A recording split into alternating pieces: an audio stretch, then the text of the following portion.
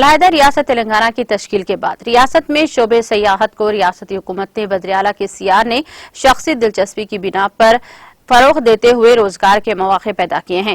ریاست تلنگانہ کو ملک بھر میں نمبر 1 پوزیشن میں لانے کے لیے ریاستی حکومت نے متعدد ٹھوس اقدامات کیے ہیں۔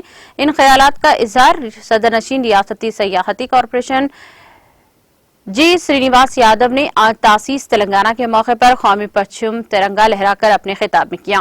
انہوں نے کہا کہ متحدہ ریاست میں حکمرانوں نے سیاحتی مرکز کو نظر انداز کرتے ہوئے شعبے کو شدید نقصان پہنچایا، تاہم ریاست تلنگانہ کے قیام کے بعد چیف منسٹر کے سیار نے جنگی خطوط پر اقدامات کرتے ہوئے شعبے کو زبردست فروغ اور سیاحتی مراکز کے جال کو پھیلایا ہے۔ جی سرینواس یادو نے حلقہ اسمبلی حیدرآباد کے بھارت راشٹریہ سمیتی امور انچارج اور پارٹی کے محاذی طلبہ تنظیم بھارت راشٹریہ ودیارتی سمیتی کے ریاستی صدر بھی ہیں۔ اس موقع پر کارپوریشن کے ملازمین اور عوام کی کثیر تعداد موجود تھی۔